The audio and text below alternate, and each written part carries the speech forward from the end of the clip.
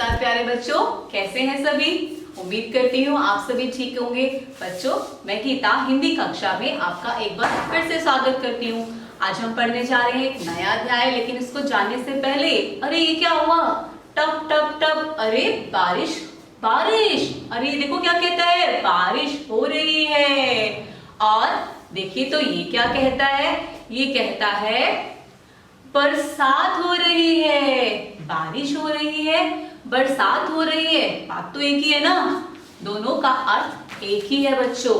ठीक है, समान अर्थ है ना, समान अर्थ है ना। देखते हैं यहाँ कुछ और चित्र जो हमें दिखाई दे रहे हैं। फूल, बादल, गज, क्या इनके भी कुछ और नाम होते हैं? बिल्कुल होते हैं, जी हाँ। ऐसे शब्द होते हैं जिनके एक से ज्यादा नाम होते हैं, अर्थात समान अर्थ वाले शब्द कहलाते हैं वो। ठीक है, तो जानते हैं क्या है ये समान अर्थ वाले शब्द। देखिए, आज हम पढ़ने जा रहे हैं पाठ 10 पर्यायवाची शब्द। पाठ 10 का क्या नाम है? पर्यायवाची शब्द। और ये पर्यायवाची शब्द क्या है? समान अर्थ प्रकट करने वाले शब्दों को पर्यायवाची या समानार्थी शब्द कहते हैं। बच्चों, एक जैसा अर्थ प्रकट करने वाले शब्दों को हम क्या कहते हैं? पर्यायवाची शब्द और समानार्थी शब्द। समानार्थी शब्द एक जैसा अर्थ प्रकट करने वाले शब्द। ठीक है, जैसे फूल, देखिए ये क्या है? फूल है। फूल को हम इसके और नाम से भी जान सकते हैं। फूल को हम कहते हैं पुष्प, सुमन, कुसुम। क्या क्या कहते हैं पुष्प को हम?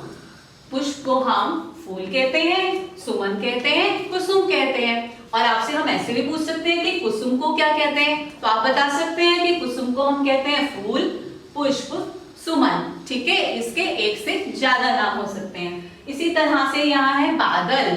देखो, बादल ने अभी क्या की थी? बारिश की थी ना। तो अब ये बादल के भी और बहुत सारे नाम होते हैं। कौन कौन से नाम है? देखिए बादल के, मेघ, घन। ठीक है, फिर है हमारे पास हाथी। हाथी, हाथी के भी और नाम हैं, जानते हैं आप? गज, हस्ती। पहले सुना है? नहीं सुना? कोई बात नहीं, अब आपको याद रखने हैं। हाथी के और दो नाम क्या है? गज, हस्ती। ठीक है, इसी तरह से बेटा और भी बहुत सारे हमारे पास समानार्थी शब्द हैं, तो पढ़ते हैं उन समानार्थी शब्दों को। हवा, हवा का और क्या हो सकता है? वायु, पवन।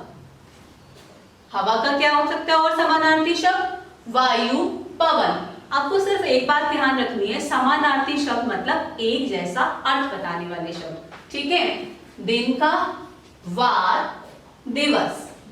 नदी को हम और क्या कहते हैं? सरिता, तटिनी। ठीक है, क्या कहते हैं नदी को? सरिता, तटिनी। ठीक है, अब देखते हैं ईश्वर। ईश्वर, जी हाँ, ईश्वर प्रभु भगवान, जिनकी आप पूजा करते हैं। बिल्कुल सही। तो ईश्वर का और क्या नाम है? प्रभु भगवान। देखिए आगे, आँख, आँख है ना, आँख का। और देखिए दूसरा क्या नाम है? नेत्र, नैन। नेत्र, नैन, समानार्थी शब्द। पेड़, पेड़ को और किस नाम से जानते हैं? वृक्ष, तरु।